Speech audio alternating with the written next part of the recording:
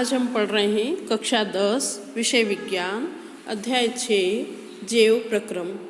इसके पिछले भाग में हमने देखा था प्रकाश संश्लेषण क्रिया को। अब हम देखते हैं रंध्र या स्टोमेटा जो पत्ती की सतह पर पाए जाते हैं। तो आइए हम देखते हैं रंध्र या स्टोमेटा। पत्ती की सतह पर जो सूक्ष्म छिद्र होते हैं उन्हें रंध्र या स्टोमेटा कहते हैं। अर्थात पेड़ पौधों की जो पत्तियां होती हैं उनकी जो सतह होती है उस पर छोटे छोटे से छिद्र पाए जाते हैं जिन्हें रंध्र या स्टोमेटा कहा जाता है।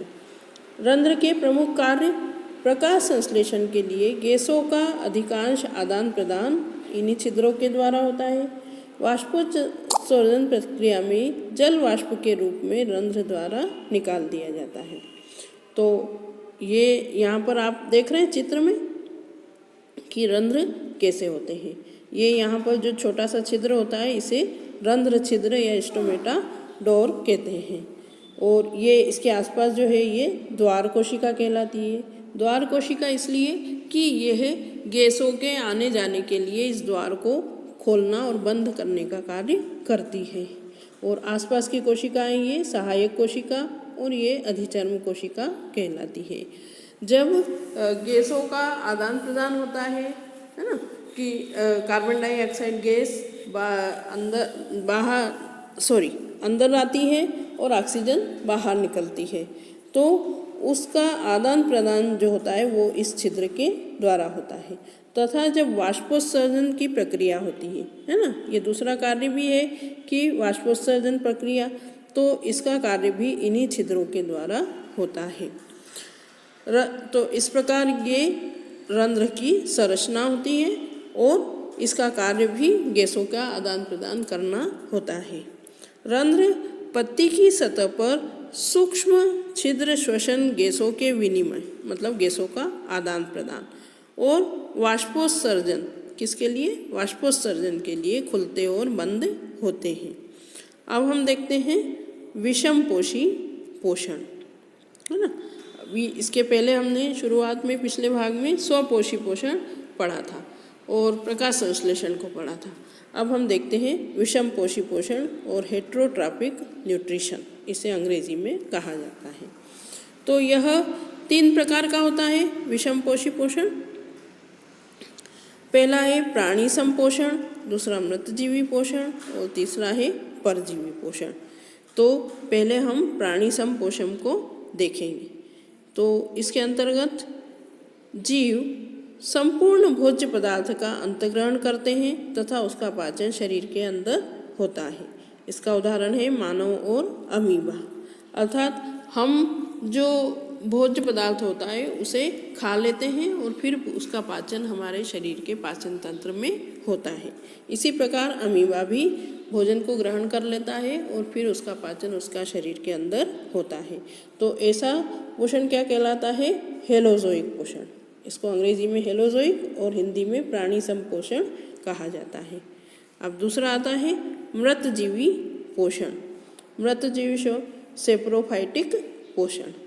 मृतजीवी अपना भोजन मृत जीवों के शरीर व सड़े गले कार्बनिक पदार्थों से प्राप्त करते हैं, जैसे फफूंद या कवक। अर्थात बारिश के दिनों में हम देखते हैं कि ऐसे छतरी नुमा पौधे, छोटे छोटे पौधे कचरे में या पेड़ों की टहनियों पर उग जाते हैं। तो वे अपना पोषण कहाँ से प्राप्त करते हैं, जो सड़े गले पदार्थ होते हैं, मृत पदार्थ होते हैं, उनसे अपना पोषण प्राप्त करते हैं। तो ऐसा पोषण क्या कहलाता है, मृतजीवी पोषण कहलाता है। ये फफूंद और कवक भी उसी के उदाहरण हैं।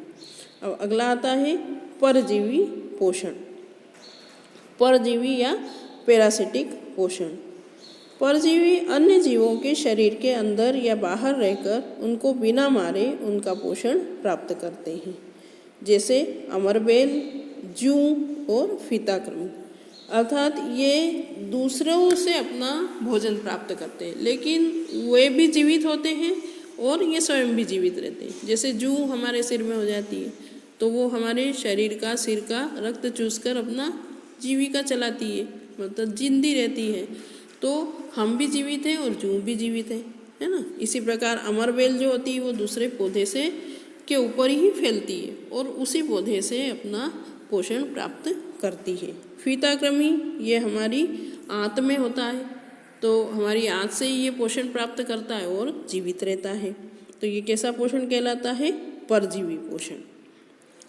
अब हम देखते हैं आगे अमीबा में पोषण, अर्थात अमीबा जो है वो एक कोशिकीय प्राणी है ना, तो उसमें किस प्रकार से पोषण होता है। अमीबा एक कोशिका से इसका शरीर बना होता है। अब इसमें पोषण प्रक्रिया किस प्रकार होती है उसे देखते हैं। भोजन को अपने पादाप की सहायता से घेर लेता है। ये आप चित्र में देख रहे हैं, है ना, कि ये भोजन का कण है और इसे ये पादाप, मतलब अमीबा का शरीर अनियमित आकार का होता है। उसे जिस ओर चलना होता है वो उसी ओर अपने पाद या पैर निकाल लेता है और उनका नाम क्या होता है? कूटपाद। अमीबा के पैरों को क्या कहते हैं? कूटपाद कहते हैं। तो उसे जिस ओर जाना होता है वो उसी ओर कूटपाद बना लेता है। उसका आकार हमेशा निश्चित नहीं होता, अनिश्चित होता है। कभी टेढ़ा इधर हो गया, कभी उधर टेढ़ा हो गया, ऐसा उसका आकार। तो अब इधर भोजन का कण है तो इसलिए ये इधर इसके कूटपाद बन गए और ये खाद्य कण को अपने अंदर ये यहाँ पर घेर लेता है। इसे पादाप भी कहते हैं और कूटपाद भी कहते हैं। ये खाद्य रिक्तिका बनती है। ये जो कूटपाद जो है उसके बीच में भोजन फंस रहा है तो इसको क्या कहते हैं? खाद्य रिक्तिका कहते हैं। ये इस प्रकार से भोजन इसके अंदर चला जाता है। खाद्य रिक्तिका में जटिल पदार्थ का विघटन सरल पदार्थों में किया जाता है।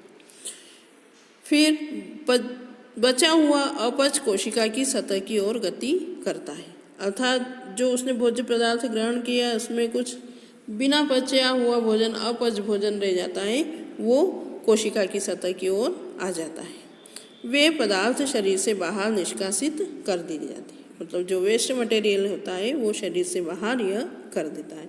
इस प्रकार अमीबा में ये पोषण होता है।